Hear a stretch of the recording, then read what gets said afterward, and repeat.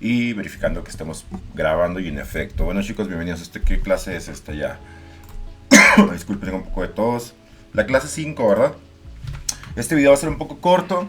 No, a mí no me gusta no me gusta iniciar la explicación de la programación funcional explicando qué es lo que es un closure, ¿sí? Vamos a ver qué es. Ay, disculpen, es que me iba a dar tos. Entonces, un closure.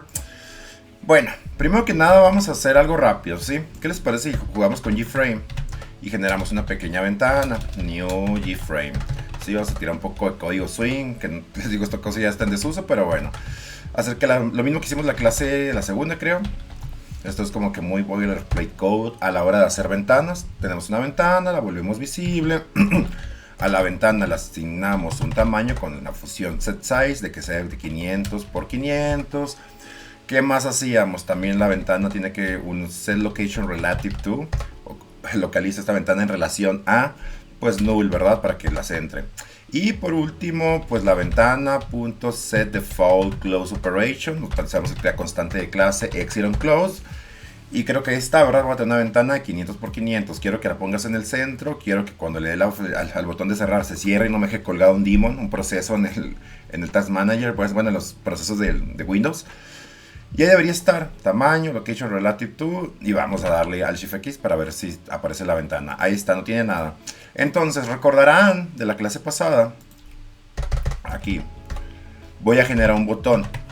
Este botón se va a llamar B, New JButton, jajaja, es lo que va a tener como leyenda. Y ahora le voy a agregar el Action Listener, ¿sí? Entonces voy a utilizar la aproximación de una clase anónima, ¿sí? Ahorita le cambio una expresión lambda, no se me apuren. Entonces, ¿qué pasa? Supongamos que cuando este botón se presiona, yo quiero imprimir una determinada cadena, pero quiero que la cadena esté fuera, ojo, esté fuera de todo este scope, ¿sí? Y entiéndase por scope, ¿sí? Scope es la palabra en inglés, en español le decimos, si mal no recuerdo, ámbito. Es decir, el lugar donde existe una variable. Entonces, nosotros hacíamos algo como hello, ¿verdad? Pero ¿qué pasa si esa cosa quiero que cambie de forma dinámica? Entonces, realmente nosotros podemos valernos de referenciar una variable. En este caso, ¿qué pasaría si el string estuviese viviendo en el scope del método main? Es decir, aquí cadena igual a hello, ¿sí? Entonces yo quiero que mi método, ¿sí? Que en este caso es el Action Listener. Bueno, quiero que el Action Listener ejecute un system.out.print y me manda aquí la cadena. Pregunta, ¿puedo hacer eso? ¿Puedo sencillamente, Dios mío, porque se cambia de color? Bueno, ¿puedo hacer eso? Pues claro, ¿verdad? Vamos a intentarlo. Cadena, Alt Shift X. Y pues obviamente se me olvidó agregar el botón, ¿verdad? Tengo que agregar la ventana, el add y le mando la B, ¿sí? Que es el nombre de la variable, que le puse el botón. Le doy clic y vemos el hello, hello, hello, hello. Excelente. Al parecer sí podemos, ¿verdad? Entonces, quiero que noten qué extraño. Recordemos, voy a hacer un pequeño esto. Recordemos de nuestras clases de Java básico, ¿sí? Que las cosas tienen un ámbito. Por ejemplo, ese es el ámbito del método main, ¿verdad? Y este es el ámbito de la clase anónima. Entonces, la clase anónima, de cierta forma, conoce las variables de el scope en el cual fue creado, ¿sí? Entonces, este hábitat rojo conoce, ¿sí? Conoce todo lo que había pasado en su exterior, ¿sí? Es la clásica, ¿no? Por ejemplo, también en programación, pues ustedes pueden declarar una variable A, ¿sí? Que valga un 3, y luego después pueden poner un if true, ¿sí? Un if true, perdón, no sé por qué se me cambió, ahí está, un if true, algo tonto ahora porque siempre es cierto, y aquí no pueden crear otra variable que se llame A, ¿verdad? Ahí no pueden hacer eso. ¿Por qué? Porque el scope de lo que viene siendo el bloque if definido por las llaves conoce el scope más externo, ¿sí? Entonces, claro que puedo reasignar, ¿verdad? Y hacer eso. Ahí sí puedo, ¿verdad? Porque no estoy creando una nueva variable, simplemente estoy reutilizando. O sea, podría cambiarle el valor a esto y ponerle, no sé, un 5, un 6, por ejemplo. Y no me presenta ningún tipo de error, porque ya la variable había sido previamente declarada e inicializada. Entonces aquí estamos haciendo exactamente lo mismo. Perdón, estamos simplemente reasignando un valor a la variable. Sí, pero nótese que el bloque if conoce el contexto, el scope exterior en el cual fue creada dicha variable. Entonces acá es exactamente lo mismo. Quiero que vean que nosotros no tuvimos que haber definido la variable cadena dentro del scope de la clase anónima, sencillamente por el simple hecho de que la clase anónima haya sido creada en un scope más general, que en este caso es el scope del método main, pues pudimos referirnos a ella, ¿sí? Pudimos utilizar la variable e imprimirlo en consola. Entonces, un closure es eso, es cuando generamos un determinado scope, ya sea en una clase anónima o en una función lambda, porque esto lo puedo cambiar sencillamente en una función lambda, miren, replace lambda, y sigo imprimiendo la cadena al Shift X, y se fijan, sigue conociendo la cadena, ¿sí? Entonces, un scope es ese contexto, o sea, conocer las variables, métodos y objetos, todo lo que había en el contexto exterior, en el contexto más próximo. En este caso, el contexto más próximo es el del método main, ¿sí? Si esta cosa estuviese dentro de un bucle for, conocería lo del bucle for y conocería lo del método main, ¿sí? ¿Por qué? Porque el scope va hacia afuera, ¿sí? Esto es Java básico, ¿vale? Entonces, quería dar esa formalidad. Si un scope es esta función lambda, junto con el conocimiento o con el conocimiento de las variables que existían en el contexto, en el scope en el cual fueron creadas. Entonces, hay algo importante de eso, podemos ver el scope en programming, solamente para que definiciones, aunque estas definiciones pues vienen de cosas teóricas, se pueden poner, mis ojos, se pueden poner muy técnicas, ¿sí? Dice scope computer science, dice en la computer science, the scope is the name binding, ¿sí? El name binding es como el amarrado de nombre. In the part of program where the name binding is valid, that is, where the name can be used to refer to the entity. In other parts of the program, the name may refer to a different entity. Y dice, it may differ, bla, bla.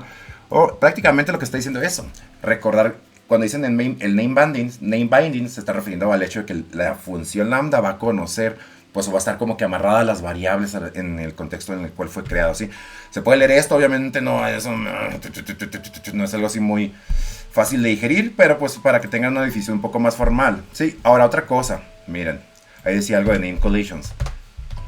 Puedo generar una variable cadena aquí, que se llame también cadena, y digamos que se llame perro. ¿Puedo hacer esto? No, ¿sí? ¿Por qué?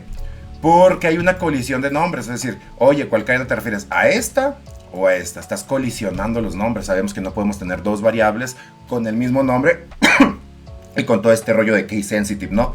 No podemos tener dos variables del mismo nombre porque Java se va a confundir y de a qué te refieres.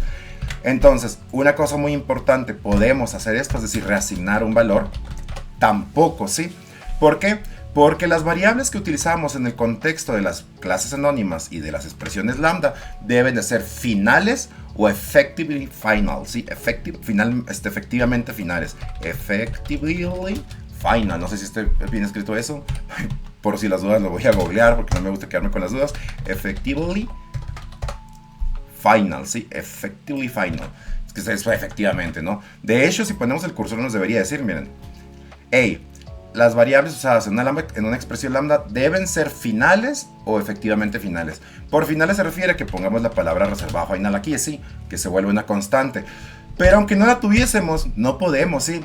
Cuando nosotros tenemos una variable y sabemos y le cambiamos el valor, es decir, hacemos una reasignación, estamos pues cambiando el valor de lo que hay en esa cajita, sí.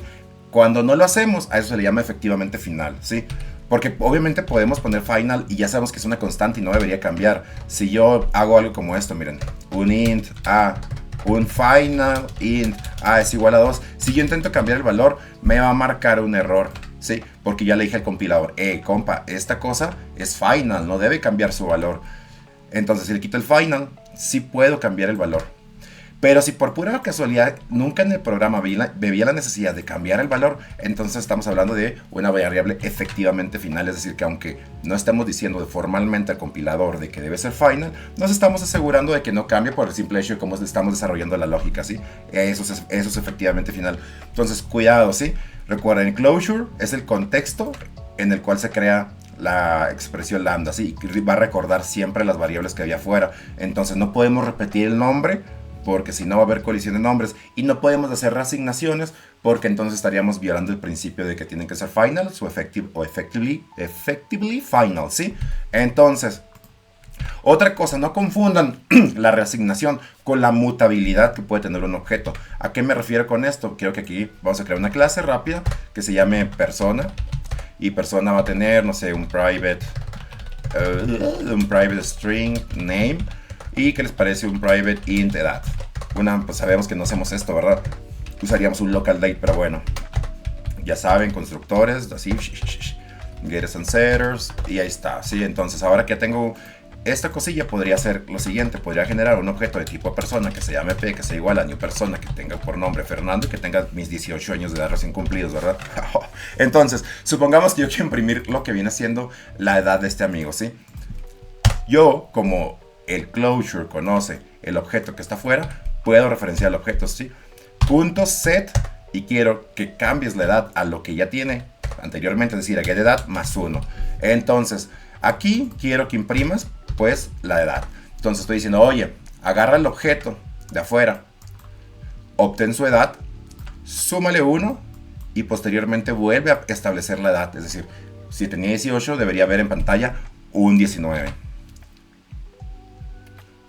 Hello, y miren, 19, 19, 19. Bueno, va cambiando, ¿verdad? Porque cada vez que ejecuto la función, pues va cambiando el valor. Primero tiene 18 años, le doy 1, suma 1, 19, se imprime, suma 1, 20, se imprime, etcétera, ¿sí? Entonces, lo que está pasando entonces, no se confundan, porque una cosa es reasignar. Recuerden, tenemos como que un lugar donde se guardan las variables, ¿sí? Aquí las int A, las declaraciones, ¿no? Las cajitas int B, el objeto persona, ¿sí? Y otra cosa muy diferente es aquí, siempre recuerden que en Java lo que guardamos en las cajas son referencias a la memoria heap, ¿sí? Entonces el objeto, aquí tenemos, en un espacio de memoria guardamos la variable, el type reference, y luego esto apunta a una dirección en la memoria y ahí se guardan todo el estado del objeto. Entonces los objetos sí pueden mutar, ¿sí? Los objetos sí pueden mutar porque lo que estamos cambiando es su valor en el heap, como la variable P guarda la referencia a la memoria heap. Cuando hacemos un cambio no estamos haciendo una reasignación, sencillamente estamos modificando lo que había en la memoria heap, ¿sí? Entonces eso se puede hacer, ¿vale? Así que no se preocupen si mandan objetos. Ahí sí pueden jugar con sus propiedades, que si set, que si getter. Pero cuidado cuando estén mandando otro tipo de variables y estén intentando reasignarlas. Se preguntarán, bueno, ¿y aquí dentro puedo hacer esto? Un P es igual, o sea, como que reutilizar la variable. Miren, P es igual a new persona y cambiarle completamente la identidad, que ahora sea Gonzalo y que tengan también 19 años, ¿no? Entonces, nótese que automáticamente Java me dice, hey, las variables usadas en una lambda expresión deben de ser finales or effectively final. Perdón, batallé mucho para pronunciar esa palabra. Entonces, no, ¿verdad? Porque cuando hacemos esta línea, cuando hacemos este statement, lo que estamos haciendo es reasignar las cajas, ¿sí? Es como si tengo una caja de tipo gato, bueno, una caja, sí, es como tener una mascota, ¿sí? Tú tienes una mascota y la mascota la guardas en una caja o en su casa, ¿sí? Una casa bonita. Entonces, esta casa, pues no cambia nunca, va a ser sencillamente la casa de tu animal, de tu mascota. A tu mascota le puedes cortar el cabello, lo puedes bañar, le puedes pintar el pelo, le puedes cortar las uñas, yo qué sé, depende de qué tipo de mascota tengas, ¿sí? Puedes modificar todo el estado de la mascota, pero lo que está prohibido es cambiar la caja, ¿sí? Lo que está prohibido es cambiar de mascota, no se vale de que ahí vive un perro y luego me traigo un cocodrilo. Eso está extraño, ¿sí? Aquí en Java es exactamente lo mismo. No se valen las reasignaciones, ¿sí? Porque deben de ser final or effectively final, ¿sí? De hecho, también podemos generar instancias que sean final, ¿verdad? Pero bueno, el punto es eso. No se vale eso. Y, pues recuerden, el closure siempre va a estar amarrado a las variables o va a conocer el contexto en el cual fue creado, ¿sí? Uno siempre recuerda de dónde viene prácticamente. Entonces, estas expresiones lambda van a recordar el contexto en el cual fueron creadas, ¿sí? Entonces solamente quería que estuviese eso para que sepan. Normalmente cuando agarras libros de programación funcional o de Java funcional, empiezan luego a explicarte estas cosas. ¿Qué es un closure? ¿Qué es esto? ¿Qué es el otro? Y es muy difícil entender esas cosillas cuando todavía ni tu cerebro procesa las expresiones lambda per se. Entonces nosotros ya dedicamos algunos videillos a explicar y jugar con las expresiones lambda. Entonces vamos a empezar a definir ciertas cositas, ¿sí? Entonces eso es todo por hoy. Sí, pero bueno, por este video, y también lo subo hoy, o no sé cuándo sube esto, la verdad, pero bueno, tengo que grabar más cosas, así que nos vemos, chicos, en la siguiente clase donde vamos a ver qué es closure, que sigue, high order functions. Bye, bye.